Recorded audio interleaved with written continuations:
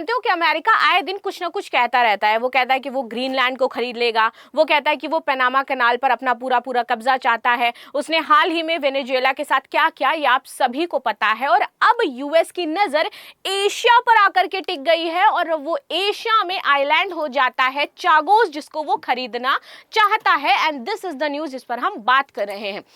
To preserve viability as a regional security platform, US wait plan to pay Chagos Island and purchase it। तो यहाँ पर इनका कहना है कि भैया यूके ने बहुत बड़ी गलती कर दी है, तो अब हमें क्या करना है, इस गलती को सुधारते हुए चागोस आइलैंड को पूरा का पूरा खरीद लेना है। इनको लगता है कि हर एक चीज इनकी नेशनल सिक्योरिटी के लिए बिकाऊ हो जाती है और ये जब चाहे किसी भी नेशन को, किसी भी आइलैंड को खरीद बेच सकते हैं। मतलब सुपेरियरिटी लेवल इनके दिमाग में घुस चुका है और उसकी तारें हिल गई हैं इनकी।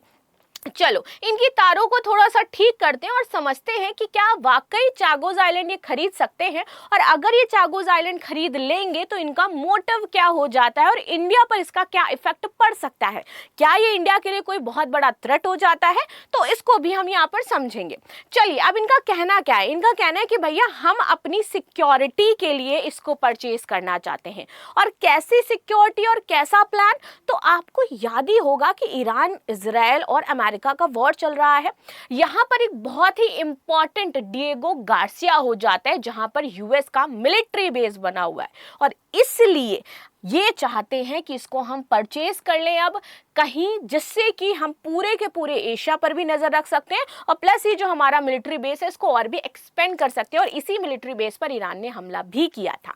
चलो आगे बढ़ते हैं। What is the UK Chagos island deal and what has Trump said about it. आप सभी को याद होगा कि कुछ दिन पहले ही यहाँ पर एक डील साइन हुई थी यूके के साथ, और इस डील को फाइनली इंडिया ने भी वेलकम किया था। क्यों? क्योंकि इस डील पर यूके ने क्या किया था, बहुत समय पहले से ही कब्जा कर रखा था, जो ब्रिटिशर्स के टाइम का वहां पर राज था।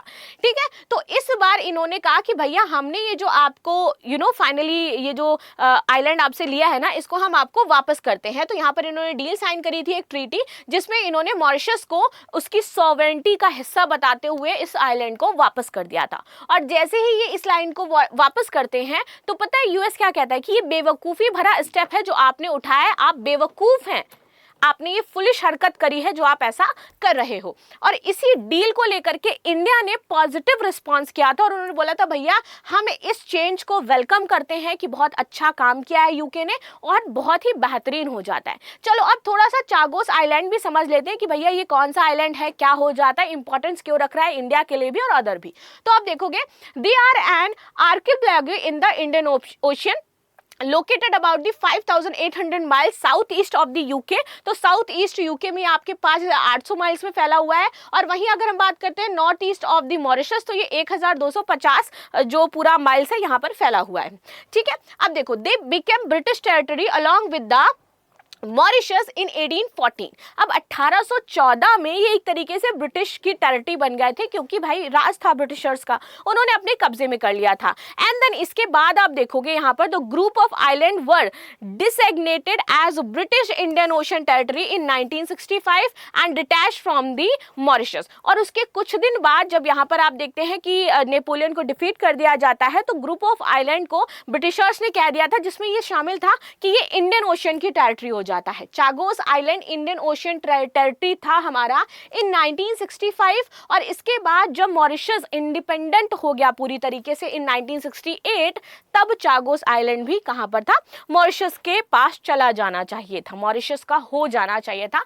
लेकिन यूके ने इसको नहीं दिया और अपने पास रखा। और आप देखोगे कि 2002 में ये पूरा का पूरा एरिया जो था ये इनके कब्जे तक रहा और फाइनली यहाँ पर यूके और यूएस के संबंध अच्छे थे, तो डिएगो गार्सिया में इन्होंने अपना सबसे लार्जेस्ट मिलिट्री बेस बना लिया।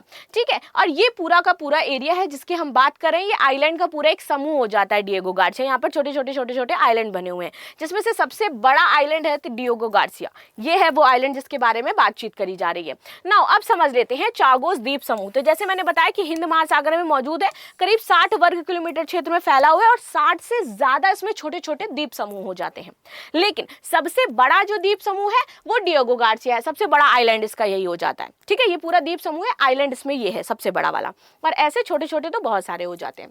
अब यहाँ पर डिएगो गार्सिया अमेरिका का मिलिट्री बेस हो जाता है, इसलिए अमेरिका चाहता है कि भैया हम पूरे ये जो चागोस आइलैंड है इसी को खरीद ले, क्योंकि यूके से तो बेवकूफ़ी हो गई है, उसने दे दिया है। लेकिन अब जब पूरा दे दिया था तो आपके माइंड में आना चाहिए कि कैसे मॉरिशस ने ये अलाउ कर दिया कि डिएगो गार्सिया में इनका मिलिट्री बेस बना रहे। तो यहाँ पर यूके ने डील जब साइन करी तो उसमें एक चीज मेंशन करी कि यहाँ पर जो यूएस का मिलिट्री बेस बना है ना, ये बना रहेगा, और ये हम आपसे 99 साल की लीज पर ले रहे हैं, और इसके बदले हम आपको पैसा पे करेंगे। यानी कि द्वीप समूह आपका है, आपके द्वीप समूह में अब यूएस का मिलिट्री बेस है, तो अब यूएस आपको पैसा देगा। और यूएस यही जो मनी जा रही है ना इधर उधर, इसी मनी जो इधर उधर जा रहा था, इसके चक्कर में तो उसने 66 ऑर्गेनाइजेशन से ड्रॉप ले लिया। अब वो कह रहा है कि मैं फालतू में क्यों पे करूं, ये तो हमारा ही पार्ट है, हर कोई तो उसका पार्ट हो जाता है। तो कह रहा है भैया हम पैसा नहीं देंगे, हम इसको पूरा खरीद ही लेंगे, क्योंकि 99 साल में हम जितना पैसा देंगे ना उससे अच्छा इसको परचेज कर लेना और पूरे द्वीप समूह फिर हमारे हो जाएंगे। ये उसका दिमाग कह रहा है, बिजनेस माइंड है भैया, वो ऐसे तो काम करेगा ही। तो ये बात हो जाती है। यहाँ पर रनवे, नेवल पोर्ट और लॉजिस्टिक्स हम मौजूद हैं, और 1700 अमेरिकी सैनिक हमेशा तैनात रहते हैं।